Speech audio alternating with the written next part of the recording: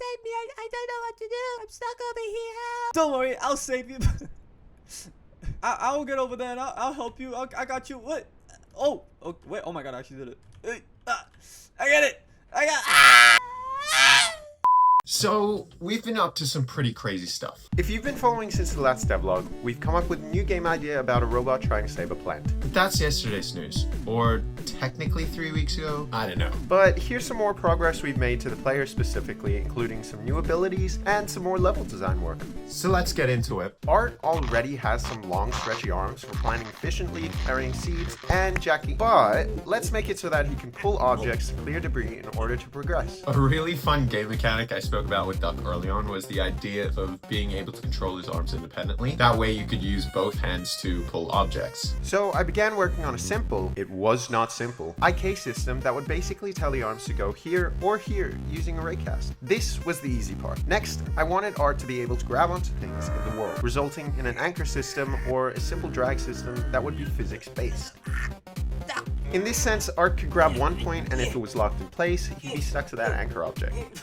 But if the object was physically simulated, he'd be able to flipping yeet that baby. This is a common mechanic often seen in games like Portal and whatnot, but like any good feature, I ran into a ton of bugs. With the physics spazzing out and the arms just not wanting to grab things, leading to some absolutely broken results.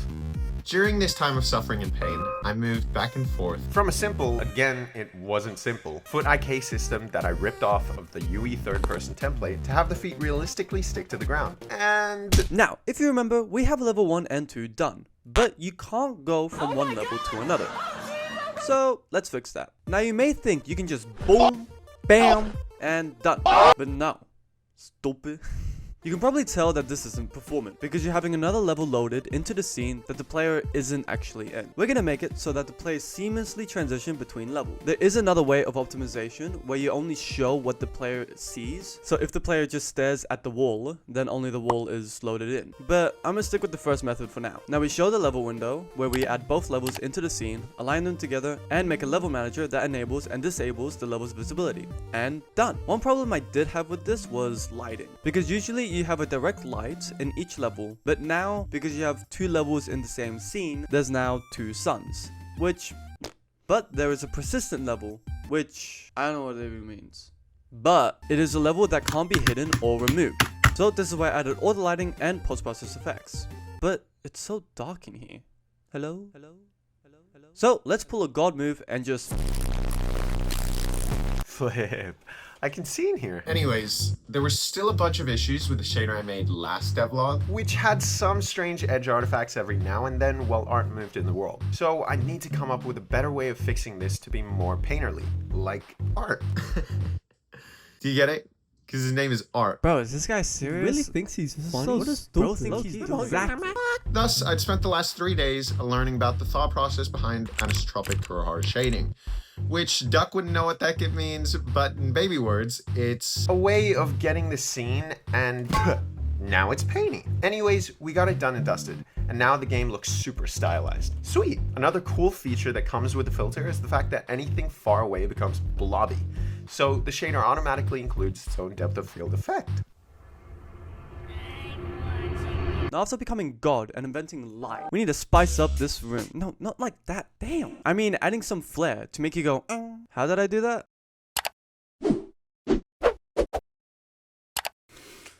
Oh, what a day's work, man. Now the walls are looking really bland, and the UVs of the wall is really broken.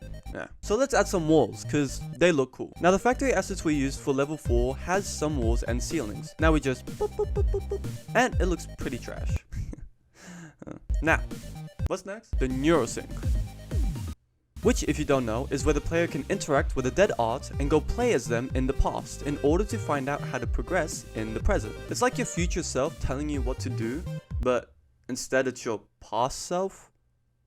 I don't know how that works. So we add the non-apocalyptic version of the map into the scene, add a dead art, which is a cube, and do some block code, and done. Now you may wonder, how did I do this terrible looking glitch effect? Bring the noise texture I created for this. The glitch right now looks pretty I'll fix it later. This is a stage where I was now editing, doing uni work, so I didn't do much more, but I extended the story of Art, came up with some play features, and did 2 level design concepts. but no spoilers. So yeah, we're up to date for me.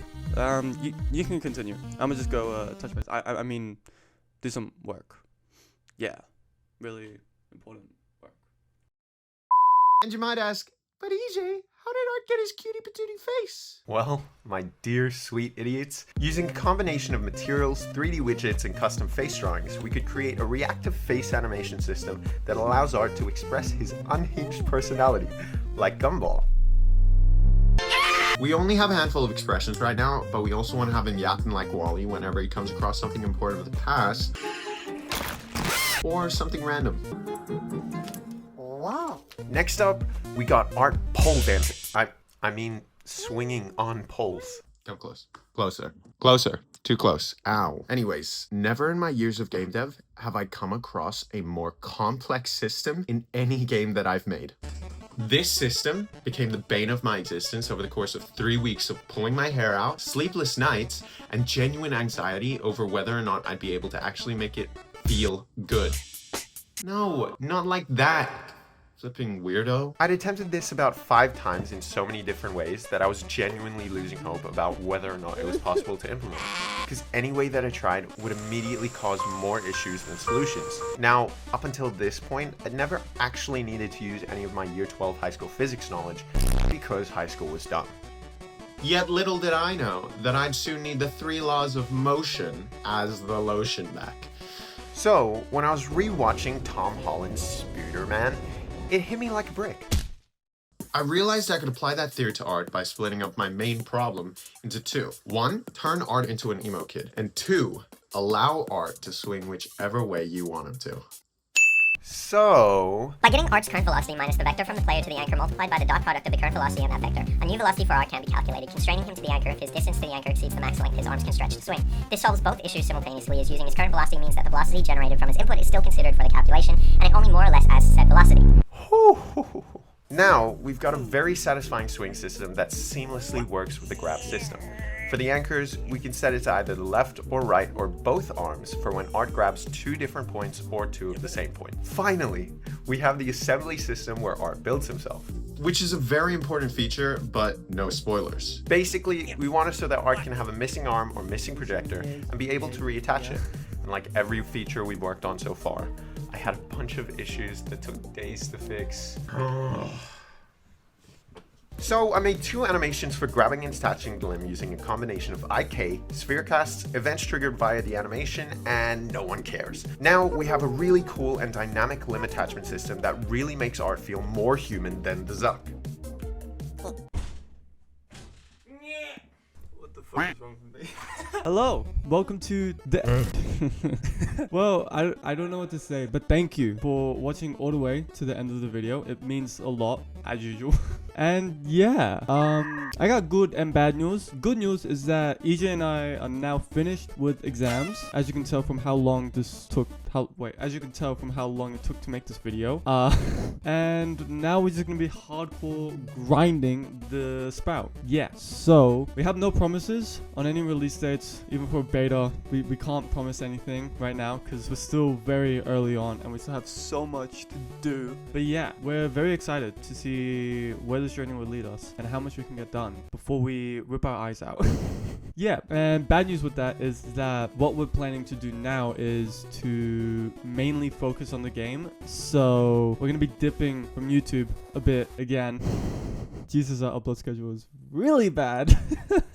But yeah. You're still here? Damn. Yeah, thank you for watching. Subscribe, like, dislike if you didn't, and join our Discord community, because we will be uploading sneak peeks in there, as well as in the YouTube community, if we remember. But definitely our Discord. You should join it. Link in the description. Down there. Not what you think. I'm not funny. Okay, I'm gonna stop now. Thank you for watching. Bye! What the fuck?